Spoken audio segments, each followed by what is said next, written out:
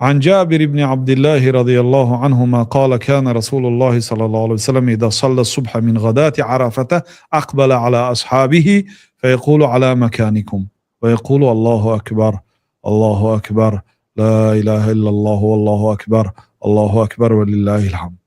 این تکبیری تشریق است. اینه از روز عرفه پگاه که روز هشتم از روز عرفه از نمازی بامداد سر کرده میگوییم برادرها.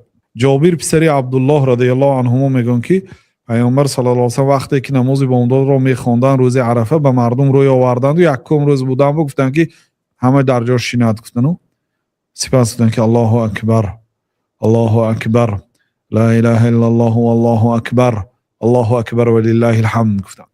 فیکبر من غدات عرفه، بنابراین تکبیر میگوید از غدات از بامداد روز عرفه الی صلات العصر من آخر ایام التشریق تا نماز عصر آخرین روزهای ایام تشریق. این حدیث در سنن دارقطنی و اینچنین بیهقی در دعوات روایت کردند. بنابراین پگاه برادران روز ترویه هست، سال عرفه نیست پگاه. پس فردا روز عرفه از روز عرفه شروع میکنید، بعدی سلام الله اکبر الله اکبر لا اله الا الله والله اکبر میگوید، بعد استغفر الله استغفر الله اللهم انت السلام ذکرهای پیشینه بعد میگوید. حرکت کن تا روز عرفه نماز جماعت که خوانتون اقل 5 وقته. مردمی مسافرای اروپایی هم روسیه هم هر کجایی که باشیدون 5 وقت نماز کوشش کنیدون در جماعت خوانیدون. مثلا از اون پیشتر روید، بعد این نماز او 1 ساعت 2 ساعت شینید با بیت خانه جاهاتون نو میشد، راهنده ایباد دعا کرده میرید ذکر کرده در مسجد، نیم ساعت پیش از نماز نیم ساعت بعد نماز عبادت نید با میبید خانه، در خانه هم با بچه ها خواب نکنن اونها هم دعا کنن با میرید مسجد 5 وقت نماز حرکت کنتون در مسجد خانتون و همین که عادت باید باشد. بله. قدوری رحمت الله علیه در مختصر قدوری مذهب حنفی میگن که و تکبیر التشریق اوله عقیب صلات الفجر من یوم عرفه. تکبیر تشریق اولش عقیب نماز بامداد روز عرفه. عقیب نماز بامداد یعنی که سلام علیکم و رحمت الله سلام علیکم و رحمت الله گفتمی الله اکبر الله اکبر لا اله الا الله والله اکبر الله اکبر ولله الحمد میگود امام، مردم هم میگود. و آخره آخرش چی؟ عقیب صلات العصر من النحر عند ابی حنیفه. آخرش روز عید نماز عصر به تمام میشد میگن امام ابو حنیفه، یعنی 8 نماز به تکبیر میگن امام ابو حنیفه. و قال ابو یوسف و محمد رحمت الله علیهما، ابو یوسف قاضی و امام محمد 2 شاگردای امام ابو حنیفه خلاف گپ ابو حنیفه گپ زدن، گفتن که الی صلات العصر من آخر ایام التشریق تا نماز عصر آخرین روز ایام تشریق، یعنی 23 نماز تکبیر میگویم. امام ابو حنیفه 8 نماز گفتن. این 2 امام ها شاگرد ها خلاف گپ استاد گپ زدن و حق در جانب شاگردا هست، چون که حق همین خیلی چیزی هست که پیروی کرده میشد اگرچه از آدمی پایانتر بیادم. یعنی ما حق به واسطه آدم نمیشناسیم بلکه آدم رو به واسطه حق میشناسیم. حق که گفت قول همون است.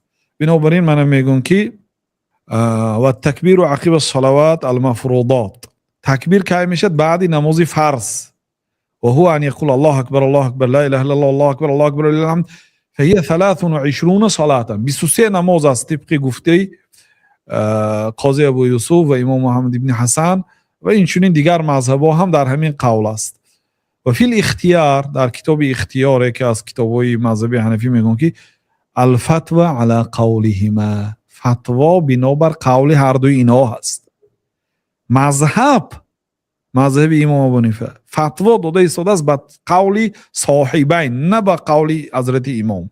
و فی مختارات النوازلی در کتاب دیگر میگن که و قولهما الاحتیاط فی العبادات، قول امام محمد و قاضی ابو یوسف به احتیاط عبادت ها نزدیک است. چون که مثال ما همین ذکرها را 23 بار گوییم بهتر است نسبت این که 8 بار گوییم و عبادت است. و این در یک سال یک بار میشه تکبیر تشریق. فقط در عید قربان، مثلا عید رمضان ندارد این تکبیر تشریق. واجب في الأصح مرة عقب الصلاة المفروضات على المقيمين في الأمصار في الجماعات المستحبة عند الإمام ابو حنیفه رحمه الله. یک مراتبه گفتنش برای بعد نمازهای فرض برای مقیم در جماعت ها مستحب است گفتن امام ابو حنیفه. یعنی در جماعت گفتن، یعنی تنها گذار الله اکبر نگوید گویا کی. و قال، لیکن شاگردان چی گفتن؟ علی کل من صلی المکتوب، هر کسی که فرض ها را خوان باید تکبیر تشریق را گوید گفتن. یعنی زنهای هم در بر میگیرد، تنها گذارهای هم، مسافرها را هم. یعنی کسی که از روز عرفه تا روز سیوم روز ایام تشریق هر نماز فرض که خوانده شدید باید تکبیر تشریق گوید، بناهن به قول صاحبین یعنی شاگردا.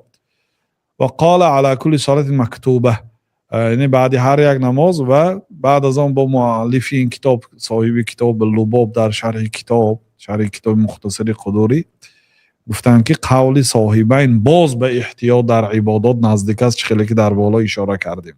یعنی که فقط برای آدم های در جماعت خواندگی نیو، تنها گذارهای هم باید تکبیر تشریق گوید. امام ابو حنیفه به قول ابن مسعود عمل کردن. اسود میگن که کان عبدالله یکبر من صلاة الفجر یوم عرفه الى صلاة العصر من یوم النحر.